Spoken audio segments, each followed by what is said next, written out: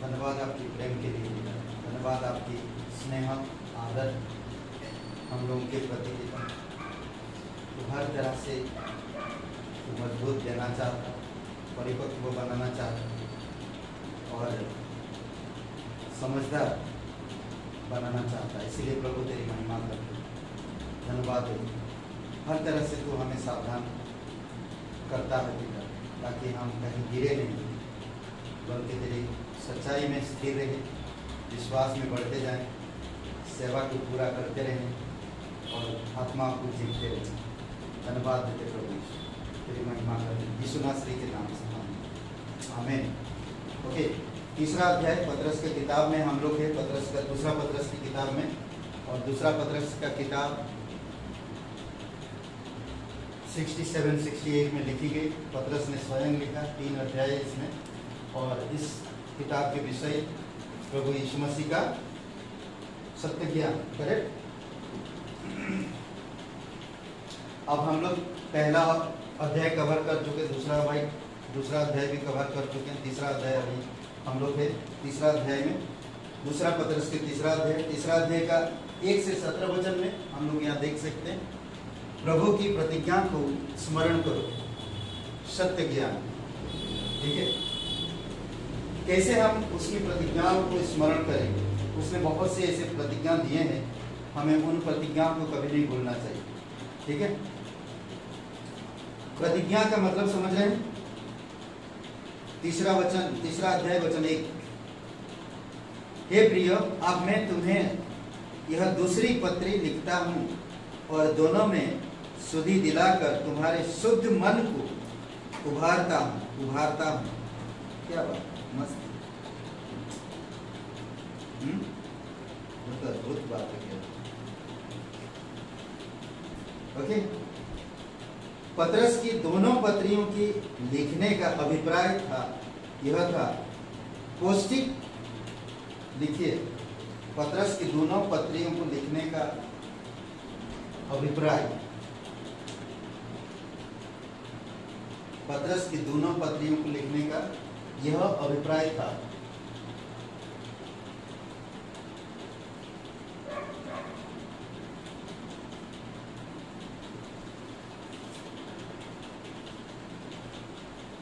Okay, देश देकर पौष्टिक विचार की प्रेरणा, पौष्टिक विचार की प्रेरणा के लिए, पौष्टिक विचार की प्रेरणा के लिए, प्रेरित करने के लिए,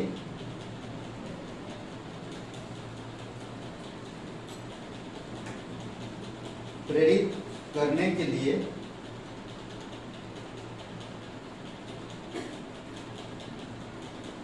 तुम्हें स्मरण दिलाना,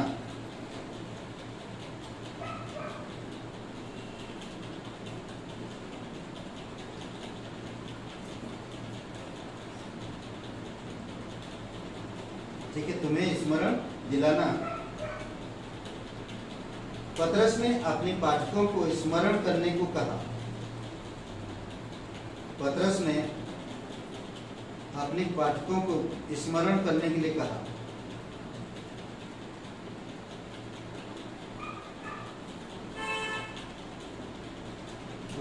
एक पॉइंट 1, पवित्रता नबियों की शिक्षा।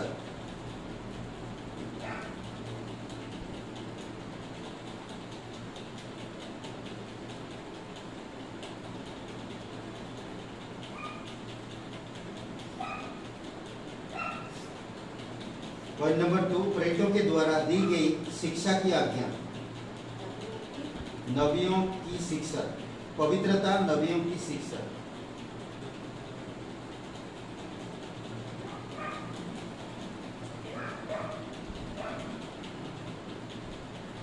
दूसरा पॉइंट, प्रेरितों के द्वारा दी गई मसीह की आज्ञा। प्रेरितों के द्वारा दी गई मसीह की आज्ञा।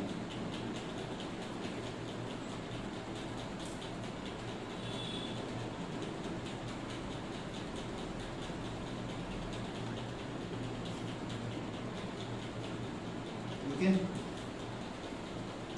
एक बड़ी झूठी शिक्षा जो सिखाई जा रही थी, एक बड़ी झूठी शिक्षा जो सिखाई जा रही थी,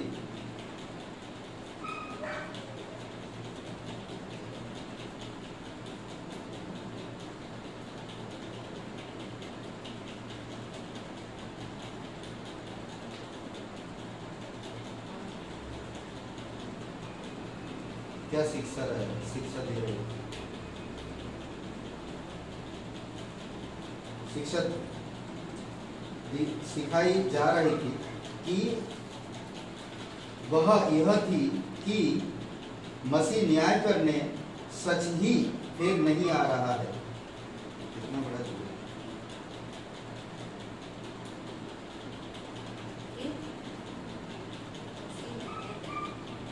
वह यह थी कि मसीह न्याय करने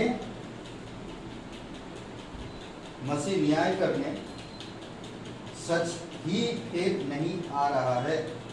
सच ही फिर नहीं आ रहा है।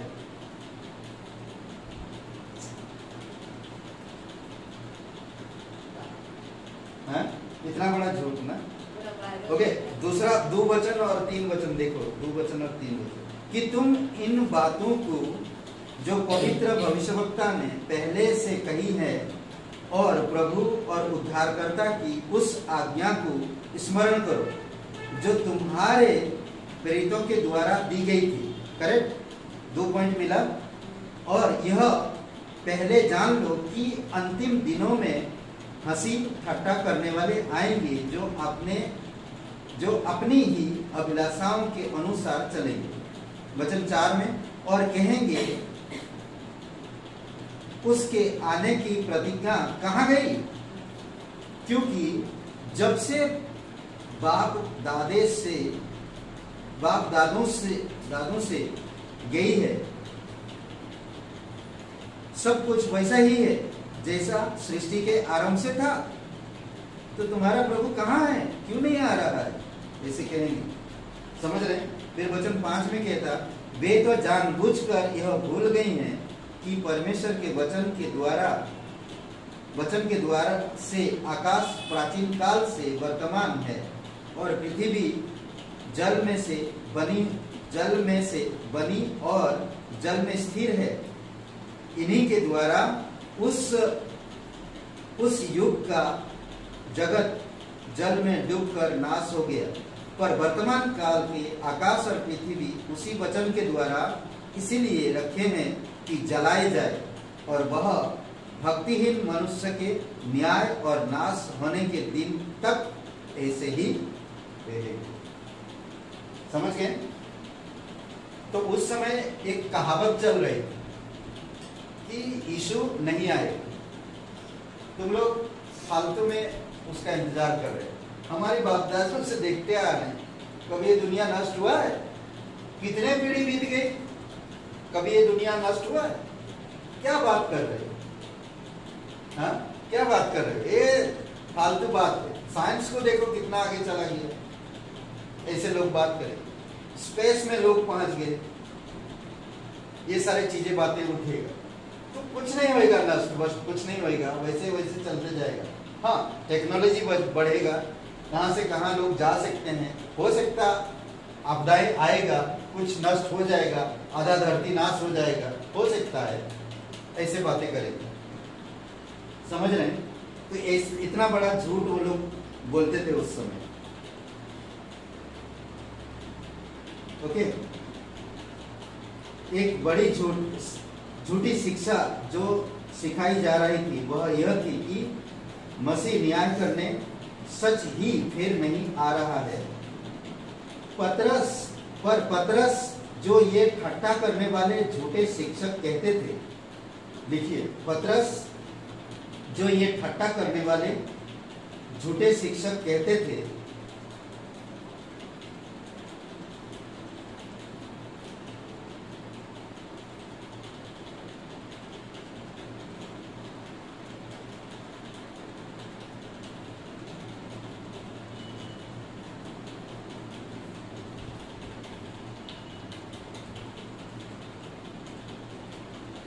ओके,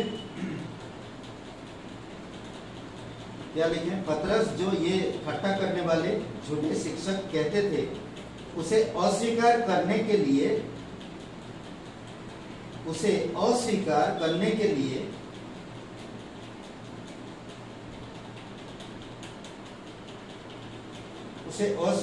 के लिए विश्वासियों को सतर्क करता है,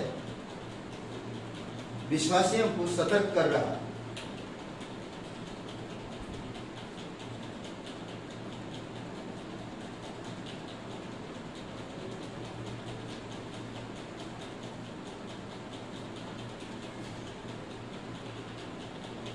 ठीक है,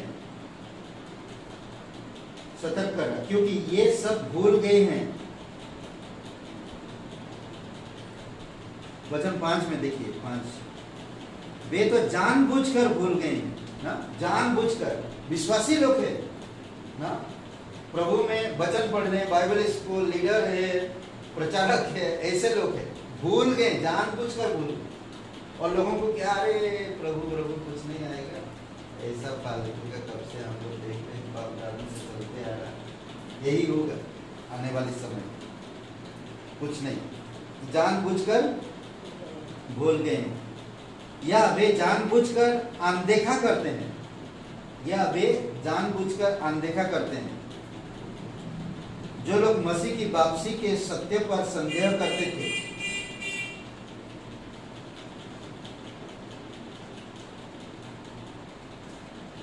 समझ रहे हैं?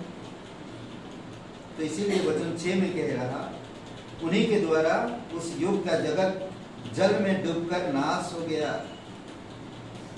जल में डूबकर, नूह के दिनों में जल प्रलय के द्वारा किया गया न्याय परमेश्वर के वचन की सत्यता को और भूतकाल में परमेश्वर द्वारा प्रभावशाली रूप से किए गए हस्तक्षेप को प्रदर्शित करता है। ठीक है, कुछ पॉइंट लिख लीजिए इसमें, करीबन 8 पॉइंट है, नहीं 6-7 पॉइंट, 6 पॉइंट। ओके, परमेश्वर के वचन से संसार सृजा गया।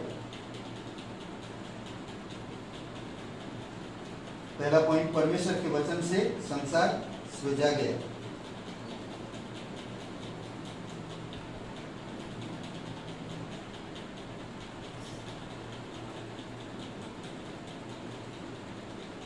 दूसरा पॉइंट, पाप के लिए संसार का न्याय हुआ। पाप के लिए संसार का न्याय हुआ।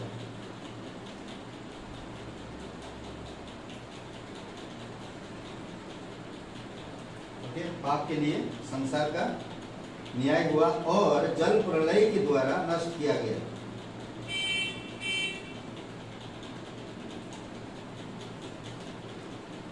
और जल प्रलय के द्वारा नष्ट किया गया।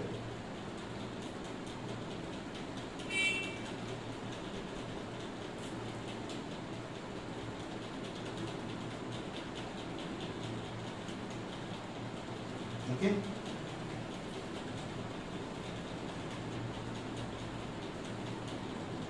हो गया। तीसरा पॉइंट, परमेश्वर के वचन के द्वारा वर्तमान संसार संभाला जा रहा है। परमेश्वर के वचन के द्वारा वर्तमान संसार संभाला जा रहा है।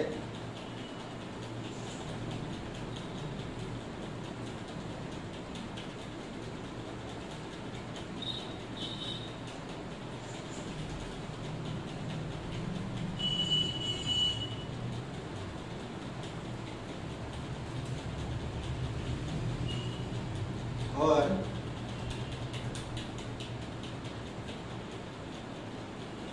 अग्नि के द्वारा न्याय के लिए आरक्षित है। आरक्षित है, आरक्षित है।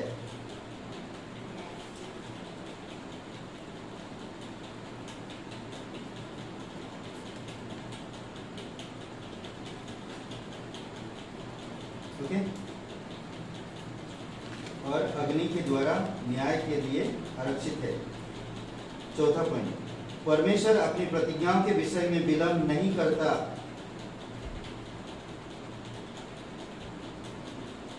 परमेश्वर अपनी प्रतिज्ञाओं के विषय विलंब नहीं करता।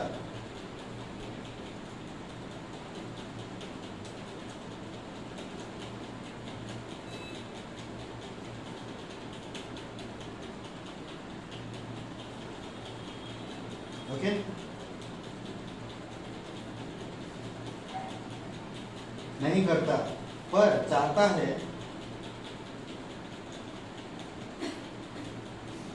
कि सब मनुष्य का उद्धार हो, पर चाहता है कि सब मनुष्य का उद्धार हो।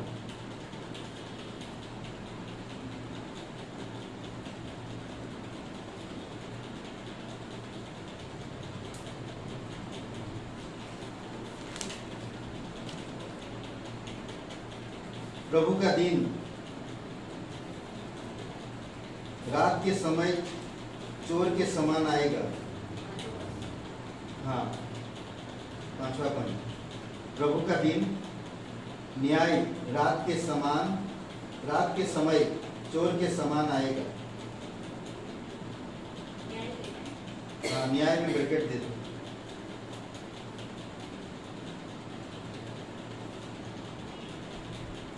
न्याय में ब्रैकेट दे दो। प्रभु का दिन न्याय ब्रैकेट दीजिए, रात के समय चोर के समान आएगा। ओके, 6 पॉइंट नंबर 6, आकाश और पृथ्वी आग के द्वारा नाश किए जाएंगे।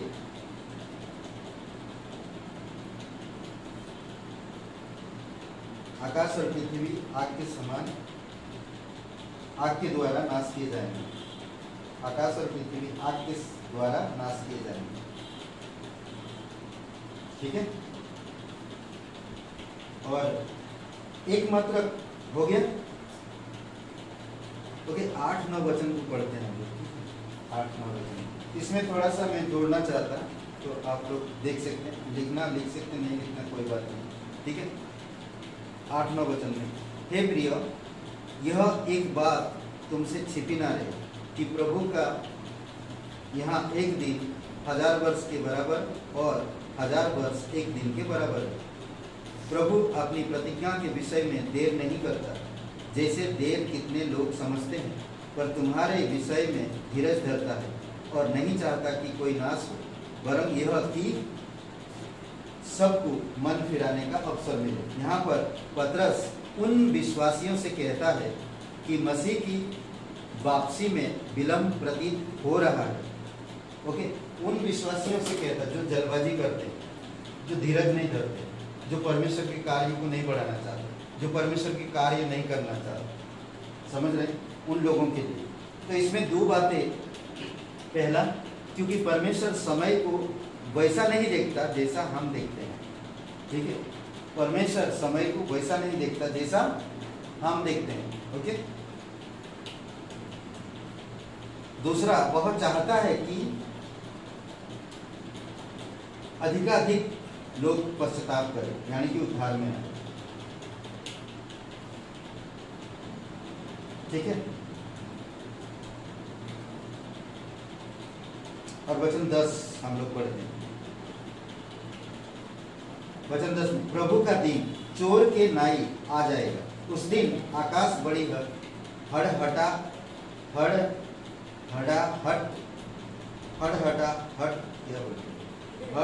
हट 10 वचन। प्रभु का दिन चोर की नाई आ जाएगा। उस दिन आकाश बड़ी हड़हड़ाहट के सबसे जाता रहेगा और तत्व बहुत ही तृप्त होकर पिघल जाएंगे और पृथ्वी और उस पर के काम जल जाएंगे। ठीक है, यहाँ पर कुछ बातें। प्रभु का दिन, उसका आरंभ अचानक ही कलेश के दिनों में प्रारंभ के साथ होगा। इसको कहते हैं चोर की नाई, अचानक चोर की नाई। ठीक है, सचमुच चोर नहीं है रात को जो आता है चोर, परमेश्वर पे बोलेंगे चोर है, परमेश्वर रात में आता है, ऐसा नहीं। वो एक उदाहरण देगा।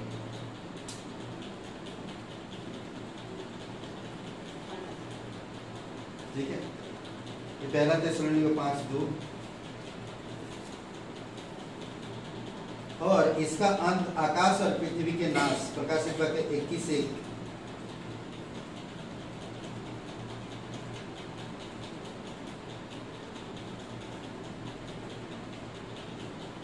और इसका अंत आकाश और पृथ्वी के नाश के साथ 1000 वर्ष के समापन पर रहेगा होगा। पहला थिस्सलुनी 5:2। ठीक है, ओके। एकमात्र कारण कि परमेश्वर ने अब तक बुराई और पाप का न्याय नहीं किया, ठीक है, एकमात्र कारण कि परमेश्वर ने अब तक बुराई और पाप का न्याय नहीं किया वह यह है कि परमेश्वर धैर्य रखता है और प्रतीक्षा कर रहा है कि सब मनुष्य जिनका उद्धार होना है उनका उद्धार हो। जिनको घमंड करना है वो घमंड करेंगे, जिनको लौटना है वो लौटेंगे। पर परमेश्वर चाहता कि बहुत सारे लोग उद्धार पाएं, पश्चाताप करें और उद्धार में आए। ठीक है। और दूसरी बात, इसीलिए पतरस विश्वासियों को मसीह के लौटने की प्रतीक्षा करते हुए पवित्रता और धार्मिकता का जीवन बिताने की चुनौती देता है। ठीक है, पतरस क्या कर रहा? विश्वासियों को मसीह के लौटने की प्रतीक्षा में पवित्रता, धार्मिकता जीवन बिताने को चुनौती दे रहा। नया आकाश और नई पृथ्वी की सृष्टि धार्मिकता के लिए अनंत निवास के रूप में होगी। अगर पवित्रता और धार्मिकता नहीं होगा तो आप अनंत जो राज्य होगा परमेश्वर का 1000 वर्ष की राज्य, उसमें मुश्किल होगी। इसीलिए पवित्रता और धार्मिकता में बिताने के लिए कहता है। समझ रहे हैं? पर क्योंकि उस राज्य में गलत चीजें नहीं घुसेगा, परमेश्वर की राज्य में, करेक्ट, गलत चीजें नहीं जाएगा और गलत चीजें नहीं होगा। ठीक है। और विश्वासियों को प्रोत्साहित मिले कि परमेश्वर के धैर्य का अभिप्राय उद्धार है। परमेश्वर क्यों धैर्य रखा? क्यों पापियों को नाश नहीं कर रहा, न्याय नहीं कर रहा? क्योंकि वो चाहता कि उद्धार है, उद्धार हो। ठीक जैसा पौलुस ने भी लिखा। पतरस ने पौलुस की पत्रियों को शास्त्र करके कहा। पतरस ने पौलुस की पत्रियों को शास्त्र करके कहा। अंत में पतरस ने विश्वासियों को उपद्रवी लोगों के भ्रम के विरुद्ध सतर्क रहने के लिए भी सचेत किया। समझ रहे? गलत चीजों से दूर रहने के लिए कहा, धैर्य रखने के लिए कह रहा, विश्वासी पवित्रता का जीवन जीने के लिए कह रहा, धार्मिकता का जीवन जीने के लिए कह रहा। और पतरस की तरह पौलुस की पत्नियों को पतरस क्या कह रहा? शास्त्र ना, शास्त्र जब कहते हैं हमें परमेश्वर की वचन ना, जो सांसें है परमेश्वर की, पवित्र शास्त्र। पतरस विश्वासियों को और भी उपद्रवी लोगों से भ्रम के विरुद्ध सतर्क रहने के लिए भी सावधान करता है। समझ रहे? यहाँ पर समाप्त हुआ। और वचन 18 में हम देख सकते हैं, 18 वचन में क्या कह रहा पतरस? पर हमारे प्रभु और उद्धारकर्ता यीशु मसीह के अनुग्रह और पहचान में बढ़ते जाओ। ठीक है। पतरस अपनी पत्री की समाप्ति मसीह को यह कहकर करता, अनुग्रह और हमारे प्रभु और उद्धारकर्ता यीशु मसीह के ज्ञान में बढ़ो। आमीन। यहीं पर खत्म हुआ क्लास। और कुछ बातें आप लिख सकते हैं जो मैं आपको दे रहा हूँ केस के लिए। ठीक है, केस के लिए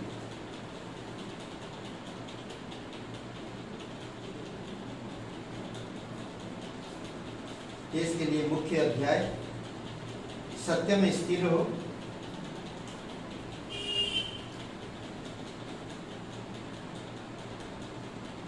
सत्य में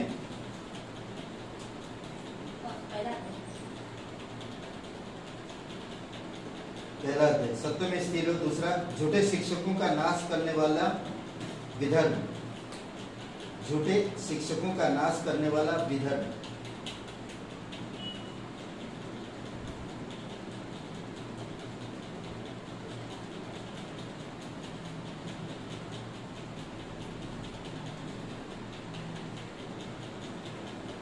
तीसरा अध्याय धार्मिकता जीवन बिताओ,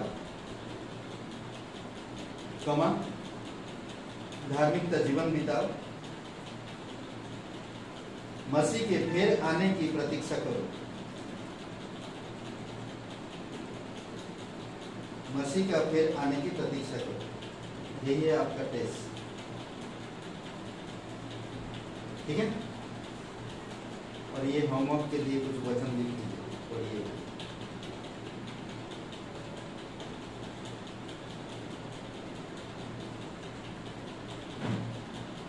ठीक है, ये पढ़ने के लिए, रीड करने के लिए आपको होमवर्क। वचन संहिता 90 1 से 6, यशायाह 24 1 से 6,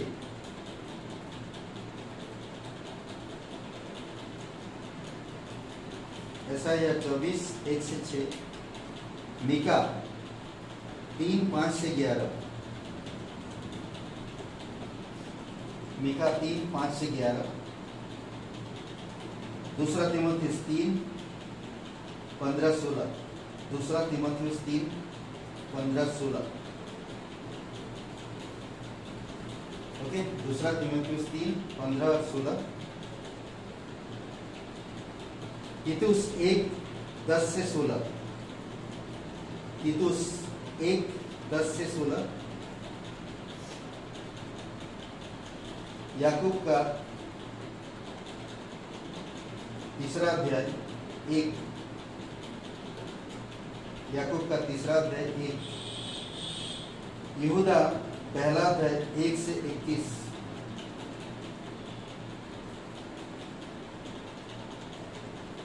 यहूदा पहला अध्याय 1 से 21, प्रकाशित वाक्य 21 अध्याय 1 से 8। ठीक है, ये आपको पढ़ना घर में। ओके,